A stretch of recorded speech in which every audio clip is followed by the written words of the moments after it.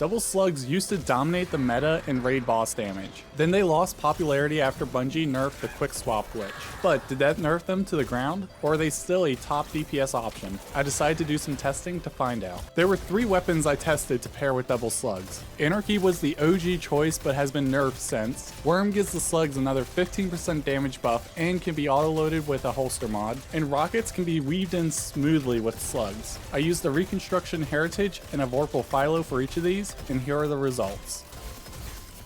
The winner here is rockets. For my testing between classes, I used a Revenant with double rocket reserves, Fortissimo with Assault Mag and Vorpal, Philo with Assault Mag, auto-loading holster and Vorpal, Explosive Light and enhanced auto-loading Palmyra B, and Shurikens to reload rockets and slugs with Whisper of Impetus. For Titans, I used Thunder Crash with Rocket and Shotgun Reserves, Heritage with Extended Mag, Reconstruction and Recombination, Philo with Assault Mag, Auto-Loading and Vorpal Weapon, Hothead with Auto-Loading and Explosive Light, and before pooling, I used Backup Mag on Heritage to get 16 rounds in the magazine. A Pulse Grenade was thrown in after Thunder Crash to get more distance before using rockets. And for Warlocks, I used Voidwalker with Rocket and Shotgun Reserves, Heritage with Extended Mag, Reconstruction and Recombination, Philo with Assault Mag, Auto-Loading and Vorpal, and Royal Entry with Auto-Loading and Lasting Impression. Once again, before pulling, I used Backup Mag on Heritage to get 16 rounds in the magazine. Your Nova choice is personal preference. I prefer Vortex. Both do the same theoretical damage. I also pre-charged a Vortex grenade before throwing my Nova Bomb. I covered more details on Explosive Light versus Lasting Impression in my Izanagi Rocket analysis. In short, use what you like. I enjoy Explosive Light over Lasting Impression. My assumptions and testing conditions were max DPS phase of 30 seconds, no travel time for projectiles, high energy fire as the empowering buff, an ally is using Divinity as the debuff, an ally is using Gallarhorn for Wolfpack rounds, 30 seconds of uptime on Stasis Font of Might, hunters are able to do this solo, 10 seconds of uptime on every other Font of Might. Thunder Crash does not get stomped away unfavorably, damage is gathered from Kali, and I removed the 2x precision buff, rotations are performed on the wall by the rally flag, these are not frame perfect swaps, and dex mods were used by hunters and not by Warlock and Titan. This is due to non-enhanced auto-loading holster being inconsistent when using dex mods. I then go through the rotation frame by frame and write it out in a Google spreadsheet. Damage over time effects are summarized into the ceiling of their duration, and damage is done every second. Revenant had the highest with 50.8k DPS, followed by Thunder Crash with 48.8k DPS, then Voidwalker with 46.8k DPS. This is mainly due to the easy access with Font of Might that Revenant has, but after removing Font of Might, Thunder Crash beat Revenant by about 1%. Compared to Izanagi Rockets, this does